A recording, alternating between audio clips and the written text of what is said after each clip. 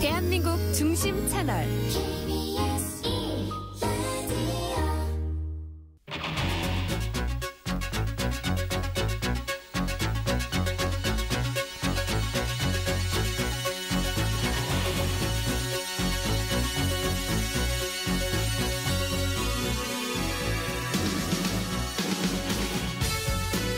안녕하십니까. 성기영의 경제쇼 아나운서 성기영입니다. 저출생 고령화 현상이 심화되고 있는 가운데 직접적인 지원부터 세제 혜택까지 다양한 해법이 논의되고 있는데요. 뿐만 아니라 아동은 물론이고 노인 돌봄에 대한 지원이 절실하다는 목소리가 나오고 있습니다. 무엇보다 기본적인 인프라 구축부터 늘어나는 비용에 대한 지원, 또 턱없이 부족한 노동 인력에 대한 충원까지 당장 시급한 것이 한둘이 아닐 텐데요. 저출생 고령화 위기를 맞이한 우리나라 돌봄 제도의 문제점 짚어보고 어떤 지원들이 필요할지 잠시 후에 자세히 짚어보겠습니다. 트럼프 대통령이 유럽연합에 대한 50% 고율 관세 부과 시한을 연기했습니다. 미국발 무역 갈등 국면이 일단락되며 오늘 금융시장이 반등세를 보였는데요. 이번 주 주간 증시 전망 해보겠습니다. 이 시간 유튜브로도 함께하겠습니다.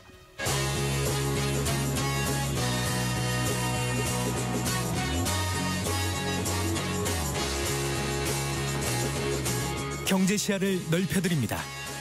투자의 지름길을 안내합니다. 돈 되는 정보를 발견하는 시간.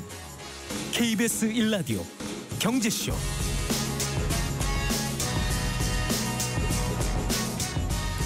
먼저 오늘의 주요 경제 뉴스부터 정리해드리겠습니다. 경제 뉴스 브리핑 손석우 경제평론가와 함께합니다. 어서 나오십시오. 안녕하세요. 안녕하세요. 자, 오늘 원달러 환율 어떻게 주간거래 마쳤죠? 주간거래 종가 전거래일보다 11.2원 내린 1364.4원으로 네. 주간 거래를 마쳤습니다. 그러니까 예. 지난 24일 새벽에 마감된 야간 거래 종가보다 더 내린 거죠. 이미 지난주에 1360원대의 환율이 이제 진입하면서 네. 7개월 내 최저 수준까지 떨어졌거든요.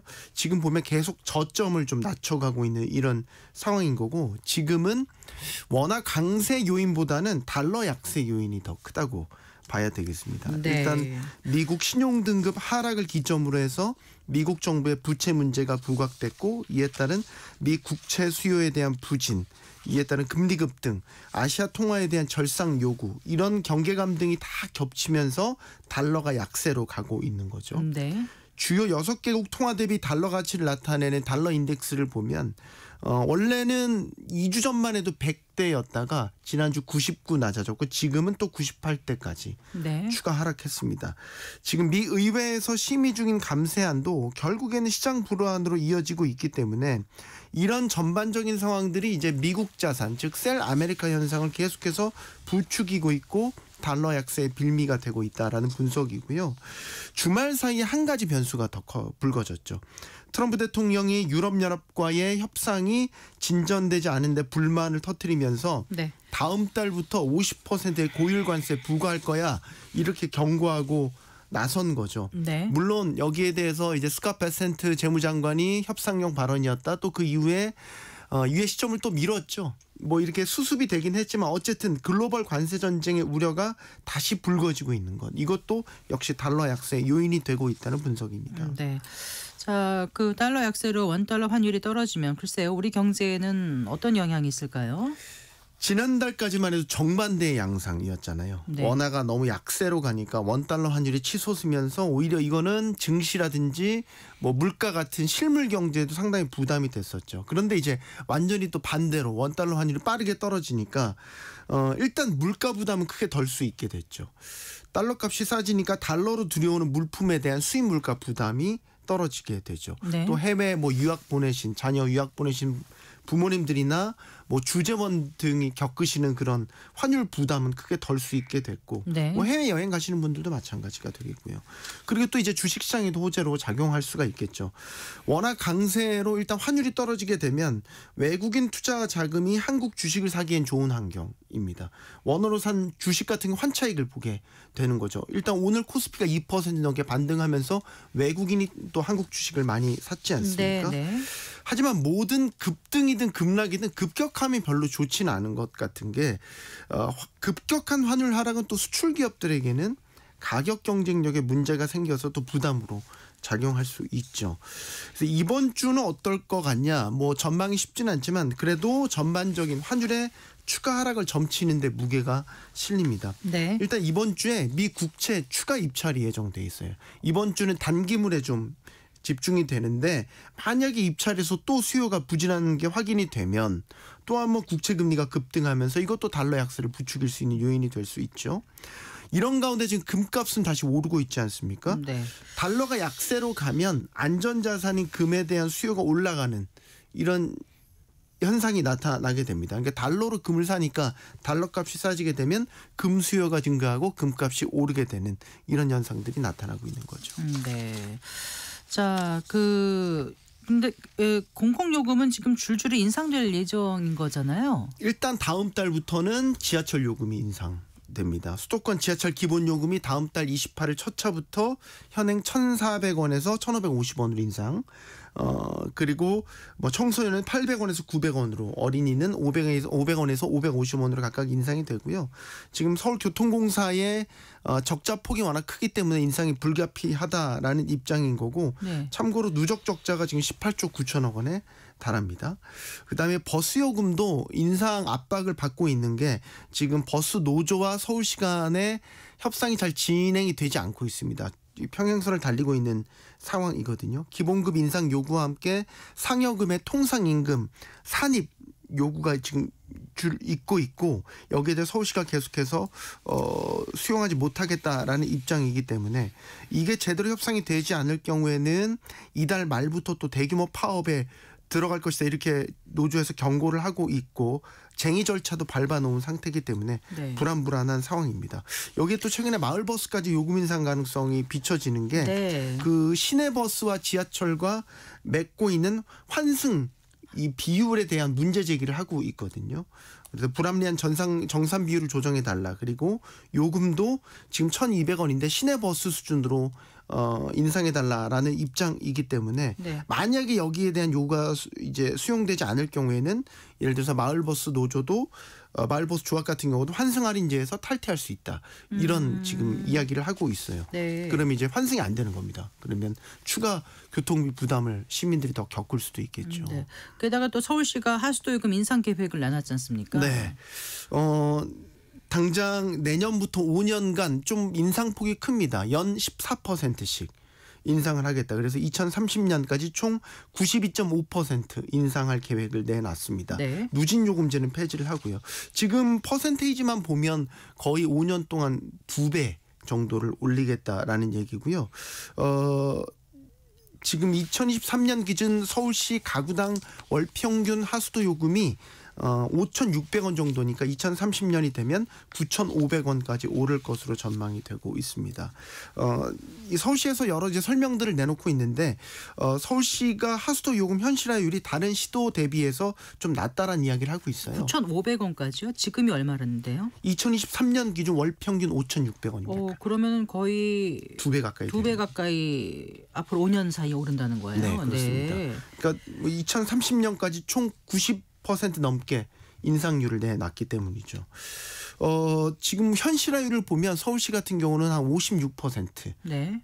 기 때문에 계속해서 매년 적자가 쌓이고 있는 상황인 거고, 이 현실화율을 좀 높이는 작업이 필요하다, 이런 설명을 내놓고 있고, 무엇보다 노후화된 하수관의 대대적인 정비 작업을 할 계획인데 여기에 들어가는 예산이 좀 필요하다는 입장을 내놓고 있어요. 네. 최근에 발생한 싱크홀에 서울시 같은 경우는 절반 정도가 이 노후화된 하수관으로 인해서 발생한다라고 보고 있기 때문에 네. 기존보다 더 좀 확대된 노후화된 하수관 교체 작업들을 진행할 계획입니다. 네. 자, 커피 전문점이 지난 몇 년간 증가세를 보여오지 않았습니까? 네. 그런데 지난 1분기에는 처음으로 감소세로 돌아선 거죠? 네, 그렇습니다. 국세 통계 포털 사업자 현황에 따르면요, 올해 1분기 커피 음료점 95,337개로 지난해 동기보다 743개 감소했습니다. 이게 네. 2018년 관련 통계 집계 이래 처음 감소한 겁니다. 원래 커피 음료점은 코로나19 때도 감소하지 않았고, 더욱이 이제 저가 브랜드들이 많이 등장을 하면서 기하급수적으로 커피 전문점 많이 늘어났었거든요. 네. 올해 처음으로 감소를 한 거고요. 뭐 그 외에 패스트푸드점, 뭐 한 음식점, 뭐 호프집, 편의점도 올해 처음 감소하기 시작한 겁니다. 네. 이게 이제 시사하는 바가 뭐냐면 예를 들어서 편의점이나 커피 전문점 같은 경우는 특별한 기술 없이도 바로 창업을 할 수 있는 영역이어서 진입장벽이 낮은 프랜차이즈 영역으로 분류가 되거든요.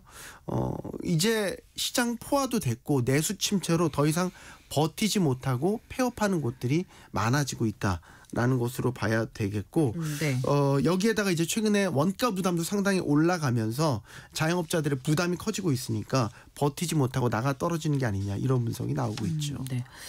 자, 내일부터 임차인들이 집주인의 이력을 사전에 알아볼 수 있다고요? 네. 이게 이제 임대인 정보 조회 제도가 확대 시행되는 건데요.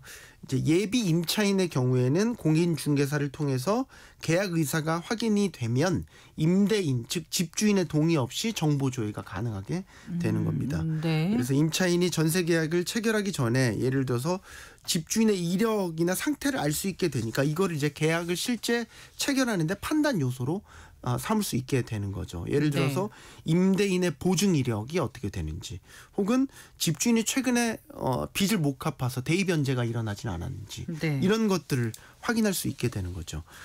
이런 조회 신청은 이제 공인중개사 확인서를 지참을 해서 이제 허그 지사를 방문하면 되고요. 근데 이전부터 되지 않았었나요? 근데 그러니까 동의가 있어야 되죠. 아까 임대인의 동의가 있어야 됐기 때문에 네. 제한적이었는데 이번에는 그렇죠. 동의 없이 할 수 있다고. 네. 예. 계약을 체결할 의사만 확인이 되면 공인중개사를 통해서 네. 그럼 이제 조회를 할 수 있다라는 거고 그렇다고 해서 무작정 할 수 있는 건 아니고요. 네. 확인 아까 그 동의 확인서를 지참을 해야 되고 네. 월 3회로 정보 조회할 수 있는 그 조회수도 제한이 되고 월 3회 가면 본인이 월 3회라는 거 아니면 신청인당 신청인당 월 3회로 정보 조회 그 횟수가 제한이 되는 거고요. 만약에 조회를 근데 전세 물건을 여기 가서 해서 마음에 안 들고 또 저기 가서 해서 또 계약이 성사 안 되고 막 이렇게 해서 3회가 넘으면 어떡하죠?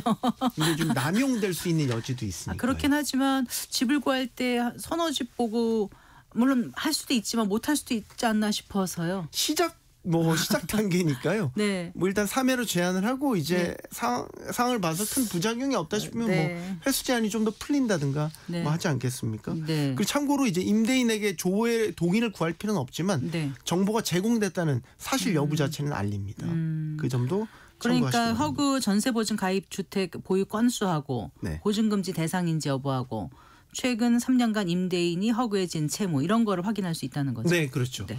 집주인의 이력. 알겠습니다. 잘 들었습니다. 고맙습니다. 감사합니다. 손석우 경제평론가였습니다.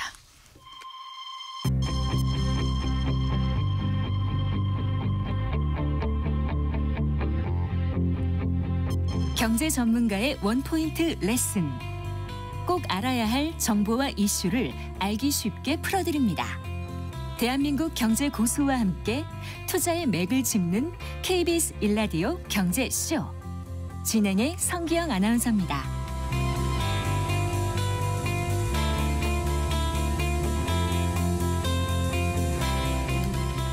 4시 18분입니다. 저출생 고령화 문제에 대해서 저희가 2주 간격으로 3회에 걸쳐서 자세히 짚어보고 있는데요. 오늘은 세 번째 시간입니다. 지난 시간에 저출생 고령화 문제에 대한 해법을 다양한 시각으로 살펴봤는데요. 오늘은 우리 사회가 직면한 가장 중요한 과제 중에 하나인 이 돌봄 문제에 대해서 얘기해 보려고 합니다.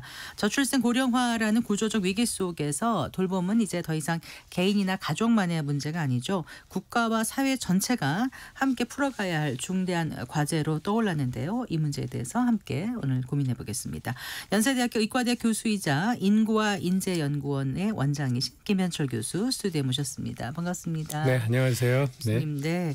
오래전부터 이제 돌봄의 자유라는 개념을 말씀을 해오셨지 않습니까? 네네. 언뜻 들으면 알 것 같은데 또 가만히 생각하면 돌봄의 자유가 구체적으로 어떤 건지 하고 잘 안 떠오르는 분들이 계실 것 같아요. 네네. 네, 지금 이제 특히 이 개념이 주목받고 있던데 어떤 개념인지 좀 말씀해 주시죠. 제가 열심히 이제 말씀드리고 있는 개념인데요. 이게 뭐 그냥 단순한 슬로건이 아니라요. 사실 이제 우리 사회에 돌봄이 필요한 사람들이 아이, 또 노인, 또 장애인 이런 분들이 있는데 각자의 방식이 사실 다 그 처한 상황이 매우 다릅니다. 네, 그런데 우리나라가 이제 말하자면 이제 시설로 갈지 아니면 뭐 집에서 돌봄을 받을지 아니면 그거 두 개를 이렇게 적절하게 믹스를 할지 네. 이런 것들이 상황마다 다 다른데 네. 지금 우리나라가 이거를 선택할 수 있는 실질적으로 선택권이 보장되지 않는 구조다라고 말씀을 드리고 있어요. 이게 무슨 말이냐 하면요. 네. 그러니까 노인 같은 경우에 있어서요. 만약에 이제 시설로 가시는 분들이 아무래도 굉장히 많은데요. 집에서 돌봄을 받으려고 하더라도 공적인 그러니까 노인 장기 요양보험 제도를 통해서 집에서 서비스를 받고자 하면은 네. 하루에 한 3시간 4시간 정도가 맥스인 경우가 되게 많습니다. 그러니까 나머지 시간은 어떻게 하란 말이야. 그렇죠. 이런 네, 그러니까 상황인 가족들이 거죠. 돌봄을 제공하든지 네. 아니면 이제 개인 간병인을 붙여야 되는 상황인데 네. 그렇다 보면 이제 이게 비용이 너무 드니까 네. 어쩔 수 없이 노인 요양보험 그러니까 노인 그 요양원이나 아니면 요양병원으로 보낼 수밖에 없는 구조다. 뭐 그렇게 말씀을 드릴 수가 있고요. 네. 또 아이 돌봄도 사실 마찬가지입니다. 그러니까 우리나라가 부모가 집에서 돌보고 싶어도 사실 좀 돌보기가 굉장히 어렵습니다. 특별히 맞벌이인 경우에는. 너무 힘들어하더라고요. 그렇죠. 네. 근데 OECD에서는 이제 연구 결과들을 쭉 종합해 보니까 2세, 3세 미만 아이들은 웬만하면은 뭐 시설을 보내지 않는 것이 좀 더 나은 방법이다라고 해서 네. 이제 한 2세 미만 아동 같은 경우에는 네. 30% 이상 어린이집 지원하는 거를 좋지 않다라고 얘기하고 있어요. 근데 우리나라는 몇 프로인지 아세요? 글쎄요. 몇 퍼센트일까요? 우리나라는 80%. 3세 미만이요? 2세 미만, 2세. 그러니까 1세에서 2세 사이는 네. 거의 한 80%가 가고 있고요. 그래요? 네네. 그러니까 2세 이상이면 90%가 넘어가는데요. 이거는 OECD 국가 중에서 어린이집 등원율 1위인데요. 이게 이렇게 그렇군요. 딱히 좋은 건 아니라요. 사실은 이제 부모의 선택이 아니라요. 이게 그냥 제도가 약간 강요한 결과라고 저는 생각합니다. 네. 그래서 돌봄의 자유라는 거는 네. 지금 우리가 이제 그냥 사람이 진짜로 우리가 원하는 선택을 할 수 있어야 되는데 지금은 노인 돌봄이든 장애인 돌봄이든 아니면 아이 돌봄이든 우리나라 너무 많이 시설화되어 있다라고 네. 말씀드릴 수가 그러니까 있겠습니다. 시설에 보낼 것인지 네. 아니면 집에서 돌볼 것인지 네. 이거를 본인이 당사자든 네. 아니면 가족이 자유롭게 선택할 수 있어야 된다. 그게 돌봄에 있어서 자유다. 네. 돌봄의 자유다. 이 말씀이신 거잖아요. 그렇죠. 네, 그래요. 그러니까 이제 우리의 지금 현재 돌봄 시스템이라든가 사회 구조 시스템이 네.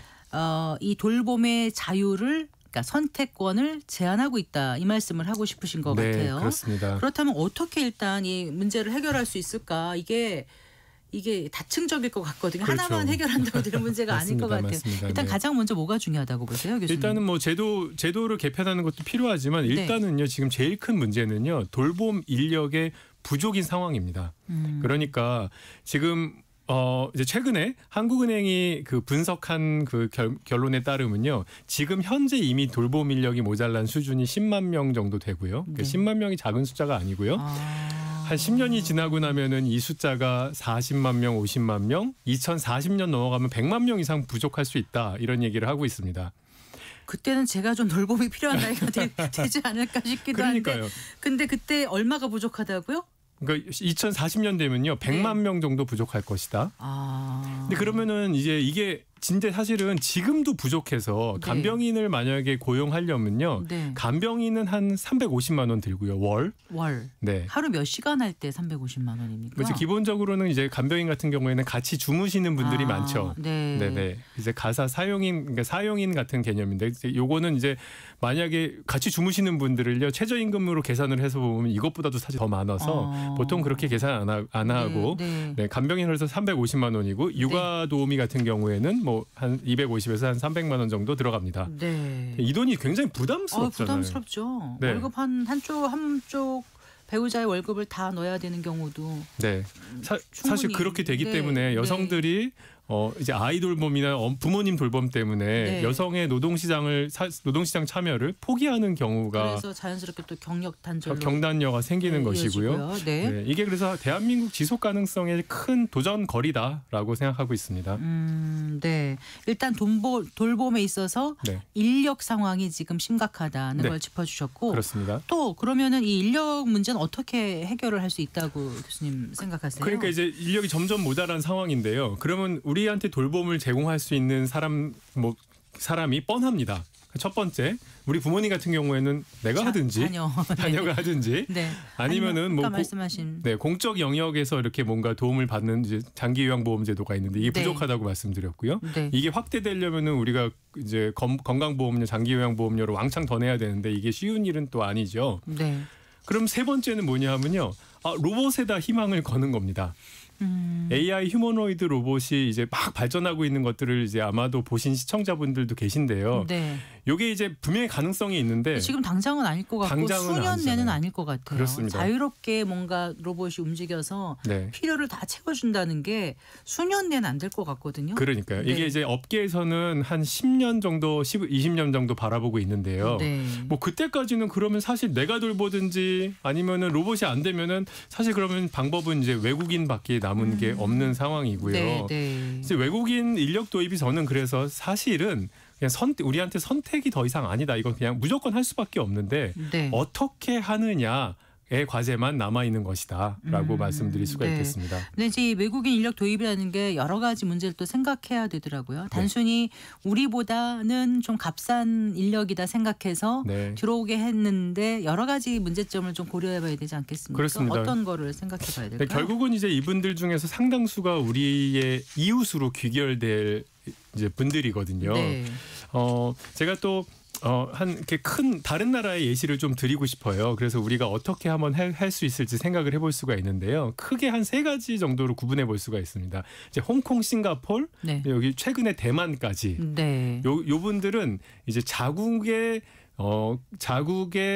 최저임금을 적용하지 않고 네. 조금 더 값싼 형태로 모시고 와서 홍콩, 싱가포르, 대만이 다 그렇습니까? 다 그렇습니다. 최저임금을 안 합니까? 최저임금 안 합니다. 아, 그래요? 네. 자국민 최저임금이 아니라 네. 이제 외국인 최저임금을 사실상 따로 두고 있는 나라들이 그렇습니다. 네. 근데 일본은 또 다릅니다. 일본은요 사회통합형 고임금 모델인데요. 네. 여기는 이제 자국민의 최저임금을 다 주거든요. 아, 그래요? 네네. 네. 이제 그러니까 자국민하고 동일한 최저임금을 준다고요? 네네, 그렇습니다. 네, 그리고요? 그런 다음에 이제 5년 이상 근무하고 네. 이제 일본어로 된 그 개호복지사, 우리나라로 치면 이제 노인요양보호사 시험을 보고 봐서 합격을 하면요 네. 영주권을 줄 수 있는 그래요? 채널을 열어놨습니다. 네. 근데 이제 일본의 문제점은요. 요게 이제 요양원 같은 요양병원에서는 그래도 돈 많이 충분히 주면서 하는 모델이 얼추 돌아가는데 이게 이제 집에서 돌봄으로 가면은 네. 개인이 이 돈을 감당할 수 없는 비싼 모델이거든요. 네. 그래서 요건 또 이제 전체적으로 크게 확대하기는 조금 어려운 이런 형국이고 아까 싱가포르, 대만, 이제 홍콩은 굉장히 많이 확대됐으나 네. 이제 여러 가지 논쟁거리가 있는데 그럼 일본은 이렇게 일본에 가는 외국인 노동자는 주로 어느 나라 출신들이 많습니까? 뭐 미얀마, 베트남 뭐 대부분 다 이제 동남아시아 사람들이고 필리핀까지. 대부분 여기 가서 고임금은 아니지만 일본인들과 똑같은 최저임금을 받을 수 있고 영주권까지 획득할 수 있다라면은 가겠다는 사람이 많은가요? 뭐 일본은 굉장히 고임금인 거고요. 이제 네. 굉장히 많고요. 이제 네. 홍콩, 싱가포르, 대만도요. 네. 사실은 서플라이는 이제 충분한 게 네. 이제 필리핀 인구가 1억 2천이고 인도네시아가 1억 2천이고 베트남이 1억이고 막 아직 네. 아직 우리 동남아시아가 좀 어려운 부분들이 좀 많아서 네. 이제 사실 서플라이는 저는 크게 걱정 안 하는데요. 공급 측면에서요. 인력 네네. 공급에 있어서. 네. 저는 한 가지 중요한 모델로 좀 오스트리아 모델을 좀 고려했으면 오스트리아요? 좋겠어요. 네. 오스트리아는요 동유럽 출신의 프리랜서 분들을 많이 모셔오셨어요. 그러니까 오셔서 네. 조금 이제 프리랜서니까요 최저임금 적용을 안 하지만 알아서 좀 마켓에서 이렇게 잘 좀 해라. 이렇게 해서 자국민이 만약에 돌봄을 그 서비스를 했으면 500만 원, 600만 원 들 것이 한 300만 원 정도로 네. 네. 그런 그 프리랜서 마켓을 크게 열었습니다. 근데 이제 프리랜서라는 게 자유롭다는 게 있지만 또 네. 갖고 있는 한계가 있지 않습니까? 네. 그러니까 노동권 같은 그런 게 보장이 잘 될까요? 이제 그런 부분들은 사실은 네. 충분히 서포트를 해야 되는 거고요. 네. 이게 뭐 그렇다고 해서 노동권 뭐 우리나라에도 여전히 프리랜서가 있는 것처럼 그분들을 위한 노동권 강화를 노력하는 것처럼 그 부분대로 또 노력을 하고 네. 공급을 충분히 이제 함으로써 이런 돌봄 대란을 막아야 되는 필요가 저는 있다고 생각합니다. 홍콩에 몇 년 계셨죠, 교수님? 홍콩 저는 과기대 홍콩 4년. 네네. 교수로 계셨었지 않습니까? 지금도 과기대 교수 겸하시는 거죠? 아직까지는 네. 겸하고 있습니다. 예, 네. 홍콩에 홍콩에 보시니까 그 모델은 어떻다고 느끼셨어요? 이제 홍콩은 네. 사실은 이제 80만 원, 100만 원 이제 이렇게 드리고서 자국민보다 많이 떨어지는 가격을 드리는 거거든요. 80만 원, 100만 원이니까 우리가 체감하는 정도의 80만 원, 100만 원이라면 실제로 80만 원, 100만 원을 드리고 네. 있습니다. 네. 홍콩 달러로 네. 환산했을 때요. 네. 이제 그 부분들이 이제 대중화시키는 데는 굉장히 도움이 많이 됐고 그리고 여성의 노동시장 참여율이 특히 대졸 같은 경우에는 50%에서 75%로 네. 엄청나게 비약적인 상승이 홍콩의 있었던. 최저임금 어느 정도 돼요? 홍콩 자국민 최저임금은요. 네네. 우리나라랑 비슷하고요. 아, 그래요. 네, 그렇죠. 그러면은 상당히 저렴하기 때문에 네. 좀 편하게 그 외국인 가사 도우미를 고용할 수 있는 여건이겠네요. 그렇죠. 그래서 홍콩, 대만, 신입, 싱가포르 그렇습니다. 네. 네, 그래요. 그래서 이제 많이 연구도 해보셨고 또 홍콩에도 네. 살아보셨고 하셨는데 네네. 그렇다면 이제 우리 상황에서는 어떻게 접근하는 게 괜찮다고 지금까지 연구 결과 느끼셨어요? 저는 그래서 예. 이제 홍콩 모델도 우리 사회의 답이 아니라고 생각하고 일본 모델로만 가기에도 좀 어려운 점이 있다고 생각합니다. 그래서 저는 좀 오스트리아 모델 아까 좀 제가 좀 말씀드렸는데요. 프리랜서형이요. 네. 네네. 그게 우리 나라에 사실 이미 존재하는 형태고요. 가사 사용인이라는 형태로 존재하는데요. 네. 이제 가사 사용인은 보통 우리 예를 들면은 우리 집에 네. 같이 사시는 그 조선족 우리 아주머니들 많이 계셨잖아요. 네. 지금 이제 조선족 아주머니들이 가사 사용인이에요. 근데 가격이 이제 막 350만 원 이렇게 올라간 이유가 네. 공급 부족 때문에 벌어진 현상이거든요. 네. 저는 그래서 꼭 그래서 우리 모델로 하기에는 이미 시장에서 너무 가격이 올라 버려서 네. 일반 가정에서는 하기 좀 어렵겠다는 생각이 드는데요. 그래서 사실은 공급만 저는 많이 늘려도 그 네. 가격이 많이 다운될 수 있다고 생각하고요.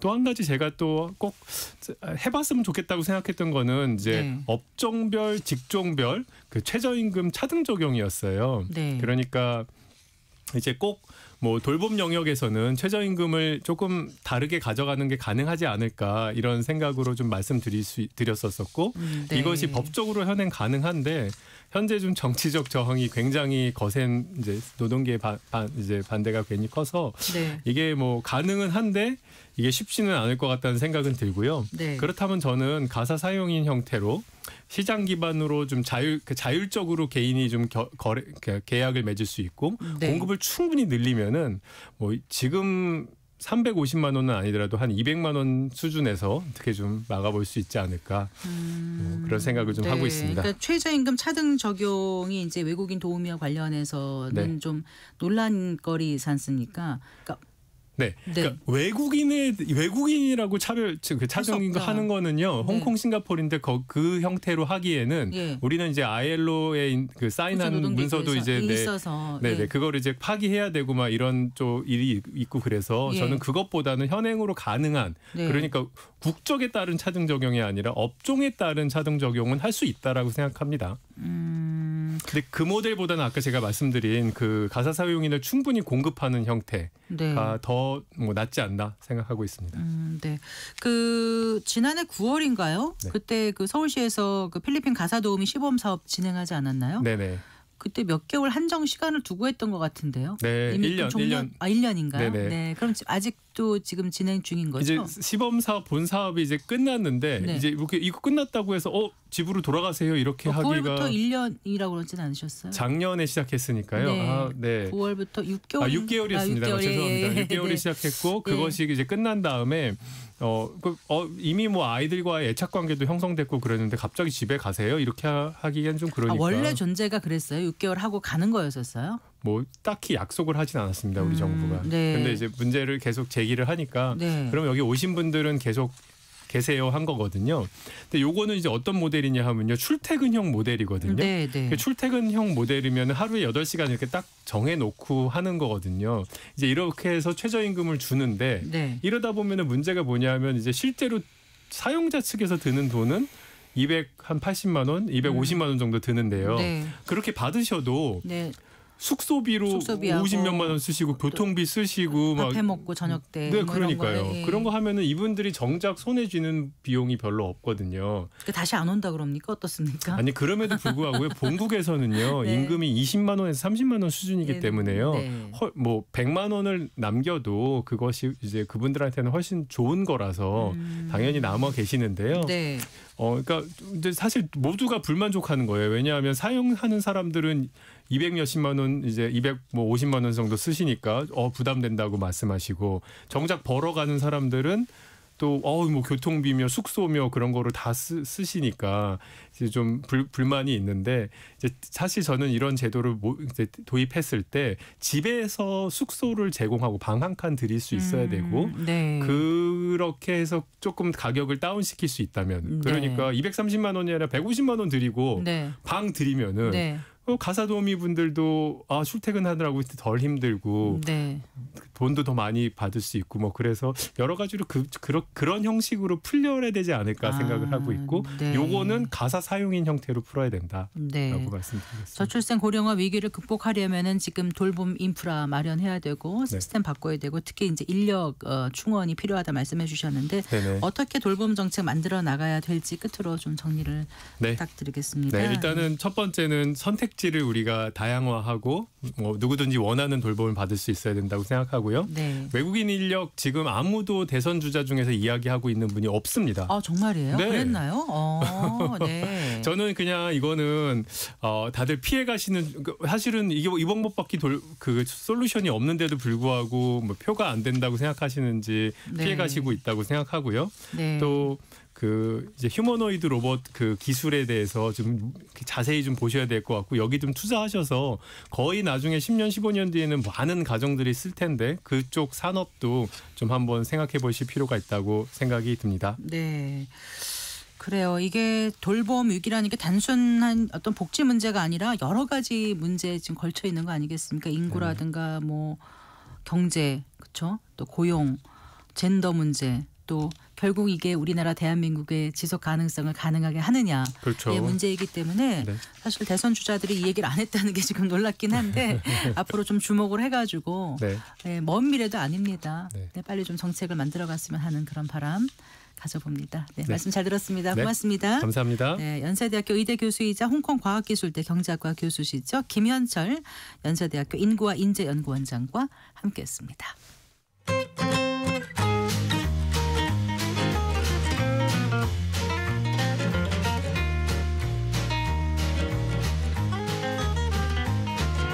경제 맛집 투자 핫플.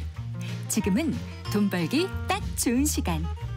KBS 1라디오 경제쇼.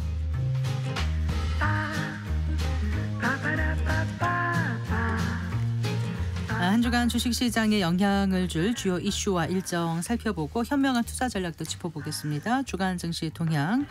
오늘도 LS증권 리테일 사업부의 염승환 이사와 함께하겠습니다. 어서 나오십시오. 네, 안녕하세요. 안녕하세요.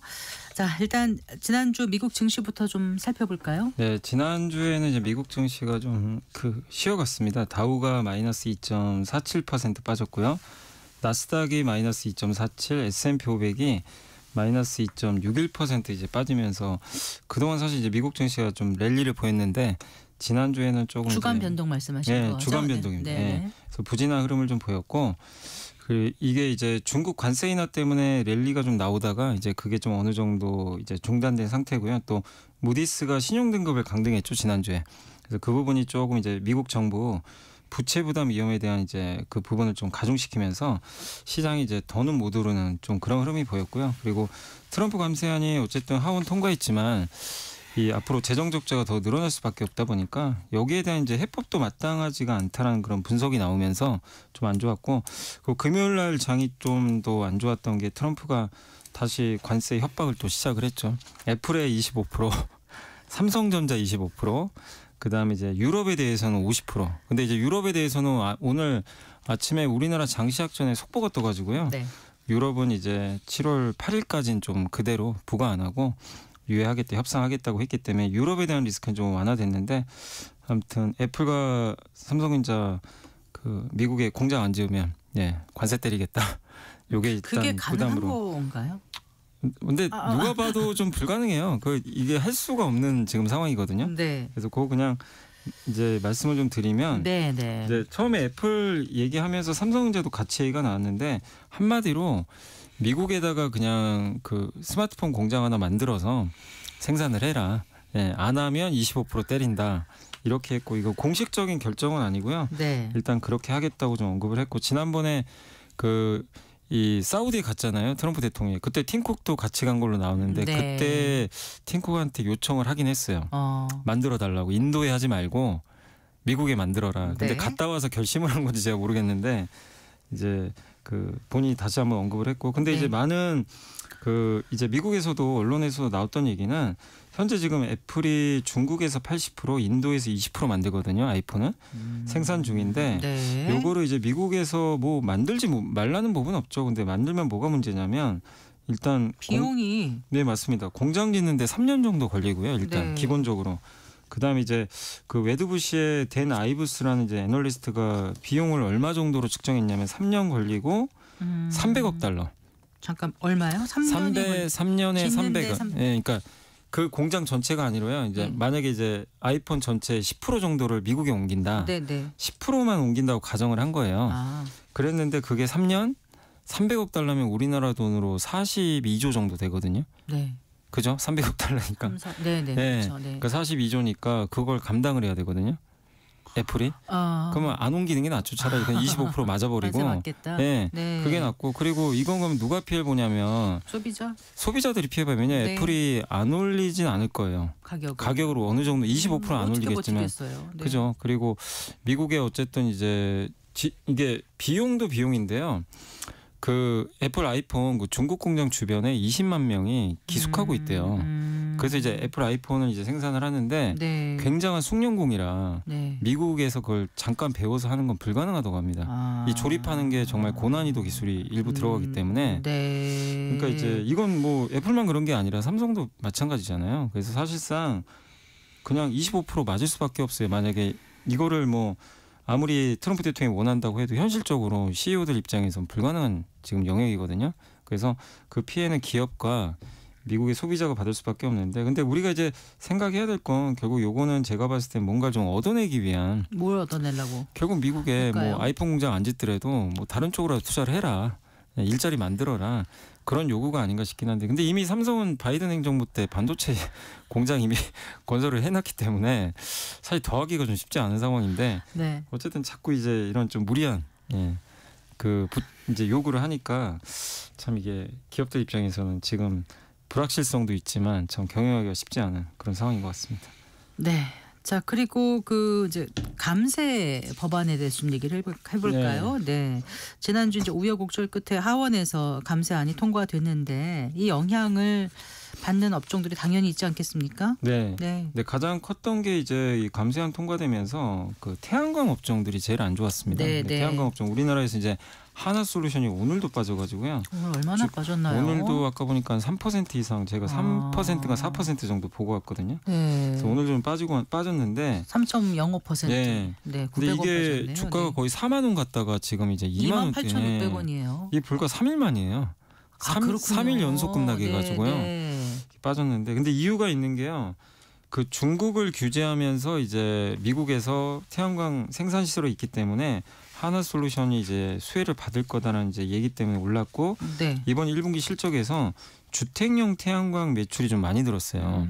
근데 이번 법안이 통과된 내용은 뭐냐면 주택용 태양광의 방식이 두 가지가 있는데 네.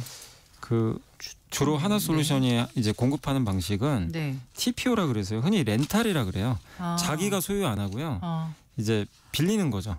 월 구독료를 내고. 그러니까 태양광 모듈을 제조하는 기업에게 빌려요. 월 구독료 내고 빌려서 네, 설치하는 맞습니다. 거. 네. 가장 쉬운 예로 그냥 여러분들 뭐 정수기처럼 네. 관리는 다 이제 해주고 네. 내가 월 얼마만 내면 이제 근데 여기에 보조금 지급해줬던 거 아니에요? 네 줬는데 이거를 이제 여기에는 안 들어갑니다. 이번 법안에 의하면 여기서 네. 보조금이 빠져버려요. 네. 그래서 미국의 이제 썬런이라는 대표 여기 관련된 기업 주가가 하루에 마이너스 35% 폭락을 해버렸습니다. 이 법안 통과되자마자 네, 그야말로 그러니까- 폭락이군요. 예, 네. 그래서 이제 하나솔루션도 영향이 있다 보니까 네. 급락을 했는데 어쨌든 지금 이제 그래서 이제 증권사에서도 목표 주가를 좀 낮추고 있는데 네. 그러니까 물론 이제 감세안이 통과됐지만 일부 특히 친환경 섹터들은 요런 이제 좀 보조금 이슈 네. 요게 있어서 좀 안 좋게 작용했고 우리나라 2차 전지도 이게 전기차 구매할 때 미국에서 $7,500 받는 보조금이 요게 2032년까지인데 2026년까지만 지급을 하거든요. 네. 그러니까 이것도 일단 부정적이죠. 그래서 일단 친환경 섹터에는 이번 감세안은 어쨌든 좀 안 좋게 작용을 근데 했습니다. 하나솔루션의 작년 한 이맘때도 어느 정도였습니까? 작년에는 주가 되게 안 좋았습니다. 그렇죠. 작년에 네. 14,000원대까지 아마 갔었어요. 네. 그러다가 예. 이번에 이제 주가 오른 건 중국 규제랑 아까 말씀드린 1분기 실적이 너무 잘 나온 거예요. 근데 네. 방금 말씀드린 그것 때문에 잘 나온 거예요. 그 렌탈. 네. TPO. 네. 근데 그 이제 TPO를 보조금을 안 준다고 하니까 주가가 이제 다시 원위치 돼버린 좀 그런 상황이 발생을 했습니다. 네. 이럴 땐 어떻게 해야 될까요? 갖고 계신 분들 같은 경우는. 근데 뭐. 그 하나솔루션이 그것만 하는 건 아니거든요. 주택용만 있는 건 아니고 주택용보다는 상업용이나 발전용 비중이 더 높아요. 네. 근데 다만 이것 때문에 좀 주가가 올랐다 보니까 그게 이제 다시 제자리로 온 거고 그래서 저는 이 부분에 대한 건 좀 반영은 됐다고 생각하거든요. 그리고 네. 가장 중요한 게 아무리 트럼프가 친환경을 싫어한다고 해도 미국은 태양광 비중이 굉장히 높은 국가 중에 하나예요. 네. 이걸 좀 뒤로 거스르긴 좀 어렵다고 보거든요. 그럼 이것도 다시 또 조정될 수 있다고 보세요? 뭐 언제든지 조정될 수 있고요. 그리고 상원 통과는 아직 안 됐어요. 맞아요. 상원에서 또 바뀔 수도 있어서 예. 일단 안 좋은 건 좀 저는 반영했기 때문에 지금은 좀 인내심이 좀 필요하다 이렇게 보고 있습니다. 네. 가슴이 철렁 네, 거리는 그러니까 이게 좀 주식시장입니다. 트럼프 때문에 참 쉽지가 않습니다. 아 그리고요 비트코인 가격이 역사상 처음으로 11만 달러 돌파하지 않았습니까? 네, 맞습니다. 심지어 뭐 전문가는 저희 방송에도 출연해가지고 보수적으로 올해 안에 20만 네, 20만 달러까지도 달러. 얘기를 하더라고요. 네. 보수적이란 표현을 보수적. 했어요. 물론 그분 한 분만의 그 의견이 다 지배적인 건 아닙니다만 네. 강세 배경을 좀 살펴보고요. 어느 정도 전망을 하시는지 좀 근데 이번에 비트코인 가격 강세는 과거랑은 되게 다른 게요. 여러분들 느끼셨겠지만 주변에 비트코인 때문에 그러니까 한참 이렇게 비트코인 신고가 나면 다들 되게 흥분하시거든요. 근데 그런 게 전혀 없습니다. 오르는데도 되게 차분하고 뭐냐면 이 비트코인 가격 상승도요 되게 천천히 올랐어요.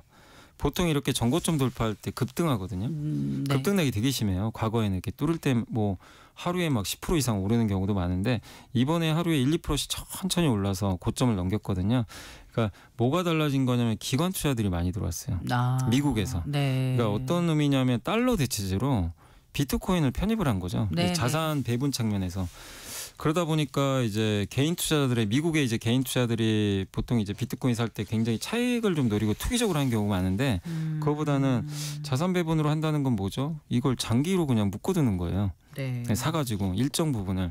그래서 매수가 꾸준히 들어오는 거죠. 그래서 되게 이제 비트코인 가격이 안정적으로 움직였고 뭐 20만 달러까지는 모르겠지만 어쨌든 이제 비트코인에 대해서 지금 수요가 계속 늘어날 수밖에 없는 게 스콧 베센트 재무장관도 네. 그 스테이블 코인이라 그러죠. 이제 1대1로 그 코인과 달러를 이제 그 연동시키는 네.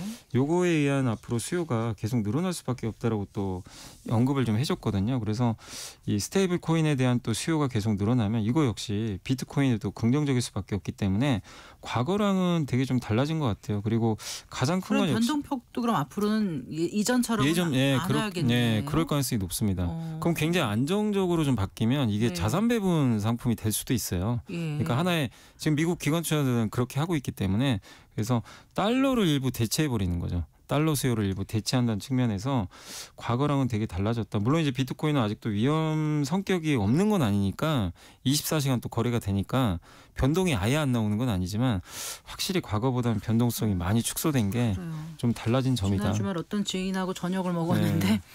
국장, 미장, 비트코인 했는데 비트코인만 이익 남았다. 그죠. 그런 표현을 해서 네, 미국 증시가 좀 제일 성과가 안 좋았고. 네. 네. 자, 오늘 국내 증시 좀 살펴볼까요? 근데 오늘은 그래도 국내 증시가 굉장히 좋았습니다. 네. 오늘 정말 오랜만에 52포인트나 급등해가지고 2,644포인트 기록했고요. 무려 지수가 2.02% 2.02% 예. 급등을 했습니다. 그리고 코스닥은 752.27, 9.29포인트, 그래서 1.3% 급등했는데 네. 이게 급등한 배경은 일단 아까 말씀드린 대로 아침에 장 시작 전에 유럽의 관세 50% 때리는 거 연기시켜 버렸거든요. 그래서 그게 좀 컸고요. 그다음에 환율이 지금 1,360원대까지 급락했어요. 그러니까요. 원화 강세면 외국인이 들어오잖아요. 그래서 지금 10개월 만에 외국인이 지금 5월 들어와서 매수하는데 오늘도 한 1,000억 이상 샀거든요. 그래서 외국인 들어오고 기관도 들어오고 거기에 삼성전자가 더 놀라운 사실은 삼성전자 주가가 못 올랐어요. 아직도. 네. 그런데도 지수가 오른다는 건 이제 삼성전자 제외한 이제 나머지 산업들의 좀 강세가 잘 이어지고 있고 또 최근에 우리나라에서 좀 제일 잘 올라가는 게 원전이라든가 네, 네. 뭐 조선기자재, 네, 미국 수혜주들이죠. 네. 이쪽이 이제 시총이 커지면서 주가가 굉장히 견조하고 오늘은 좀 부진했던 2차 전지도 오랜만에 좀 급등해줬습니다. 그래서 많은 업종들이 고르게 오르면서 정말 오늘 오랜만에 예, 코스피가 아주 급등 크게 오르는 예, 상승장이 나왔습니다. 네. 그 원전주들이 이렇게 오르는 이유 조금 더 짚어주실까요? 이게 이제 네. 트럼프 대통령이 지난주 금요일 날 행정명령에 서명을 했거든요. 뭐냐면 미국의 원자력 발전을 더 늘리기 위해서 네. 규제를 완화하자. 여기 핵심 뭐냐면요. 미국이 지금 원전 용량이 100기가와트 정도 되거든요. 그러니까 100기가와트면 1기가와트가 원전 하나라고 보시면 돼요. 1기가와트가 원전 하나. 근데 이거를요 바이든 행정부 때 300기가까지 늘린다고 했어요. 근데 오늘 그러니까 저번 주 이제 금요일 날 트럼프 대통령은 어떻게 얘기를 했냐면 400기가와트까지 늘리겠대요. 그러면 이제 산술적으로 원전 300개 짓는 거예요. 원전은 300개를 짓는 건 어마어마한 양이죠. 그렇기 때문에 이 원전 하나 짓는데 단위가 보통 10조 넘잖아요. 네. 그러니까 엄청난 이제 규모의 그 건설 사업이 시작이 되는데 근데 미국은 원전 기술은 있는데 네. 이 시공 능력이 좀 약간 떨어지거든요. 그래서 옛날에 그 3마일 원전 사고 기억나시죠? 그거 이후로 미국이 신규 원전 지은 게 딱 2기밖에 없대요. 그래요? 지금까지. 네. 2기 졌는데 앞으로 300기 진다고 하니까 여기에 파트너로는 한국이 들어가지 않겠냐. 이런 얘기가 나옵니다. 그래서 원전을 이렇게 많이 짓는 거에 대해서 미국에서는 정치권에 이견이 없나 봐요. 근데 미국은 민주당, 공화당 다 양당이 원전에 다 찬성하는 입장입니다. 이게 아까 말씀드린 바이든 행정부 때도 네. 300기가와트까지 늘리자고 오히려 탄소 배출이 네. 없는 친환경 맞습니다. 친환경이 아니죠. 청정 에너지. 네, 네, 청정 에너지다 보니까 네. 그래서 지금 뭐 원전에 대한 리스크는 항상 사고 위험은 있잖아요. 근데 이제 그 탄소 배출이 없다 보니까 일단 이제 많은 국가들이 탈원전에서 친원전으로 좀 바뀌고 있고 미국도 공화당 정부 들어서 더 좀 강하게 지금 그쪽을 좀 밀어붙이는 것 같아서 다만 네. 이거 하려면 돈이 정말 또 많이 들 텐데 네. 재원 조달이 좀 문제긴 하겠지만 네. 예, 어쨌든 이 뉴스 때문에 우리나라 원전주 특히 건설사들 주가가 시공을 하려면 예, 필요합니다. 그래서 건설주들이 마치 개별주처럼 요새 아주 급등하고 있습니다. 네, 그렇군요. 네. 삼성 바이오로직스가 인적 분할 결정했죠. 네, 했습니다. 지난주에 했습니다. 예, 시장에 어떤 영향을 줄까요?